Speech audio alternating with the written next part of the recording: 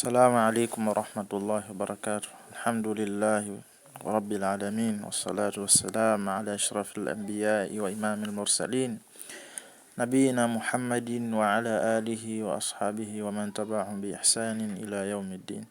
Naam, ndugu zangu katika imani, hii ni madrasa yetu ambayo inahitaji nguvu zenu, mchango wenu ili kukamilika.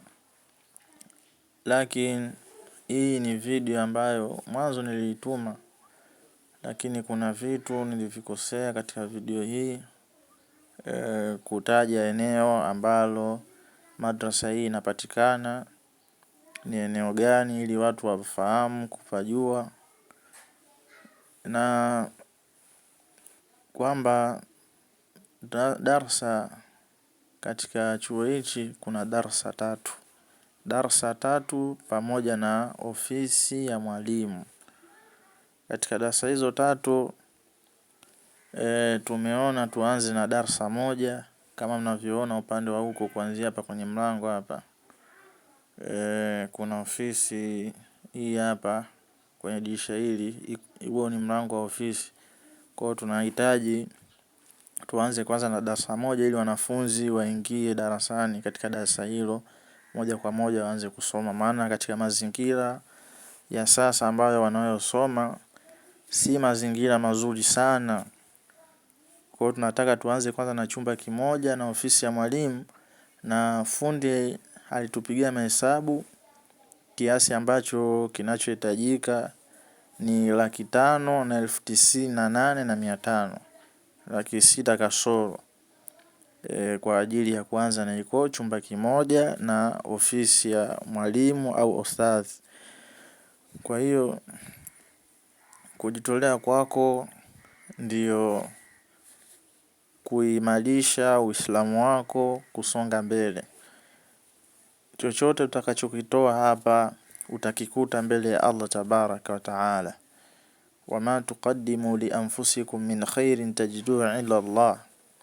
Na yale ambayo mnayoyatanguliza kwa ajili ya nafsi zenu mtavikuta hivi ambavyo mlivyovitanguliza mbele ya Allah tabaraka wa taala. Hii ni miongoni mwa sadaqa zenye kuendelea. Umetoa chochote, kama umetoa bati, umetoa nini, Allah atakuhesabia wewe umetoa sadaqa katika jambo hili. Madrasa yetu ipo Mbande, Tambani, Dar es Salaam, Tanzania. Ndio inapatikana madrasa yetu hii. Ukishuka pale Mbande, ukiulizia nataka kwenda Tambani kwa Kinyamkela, Tambani kwa Kinyamkela, unaletwa na bodaboda mpaka hapo, tunakupa maelekezo, unafika katika madrasa yetu hii. Na hiyo ambayo mnaona hapo ndio namba ya mwalimu ama mudiri ambaye ndio anayesimamia madrasa hii. Namba hiyo hapo kwa mawasiliano zaidi, unaweza kuwasiliana naye akakupa maelekezo zaidi katika vitu ambavyo vinavyohitajika katika vifaa. Unaweza ukatoa sadaqa yako katika pesa ili ipate kununua vifaa, ila lililokuwa bora zaidi kama utaweza pia kununua vifaa ukavileta, ili inakuwa ni jambo zuri zaidi. Kwa hiyo tunahitaji kuanza na iko chumba kimoja kama unavyoona kule mwisho. Hiki ndio chumba ambacho tunatakiwa kuanza nacho. Hiki chumba cha pili ni ofisi ya mwalimu. Kwa hiyo tuanze na hivi vichache, kisha vyumba hivi vilivyobaki viwili tutamalizia mdogo mdogo inshallah kwa michango ambayo mtakayotoa. Tuache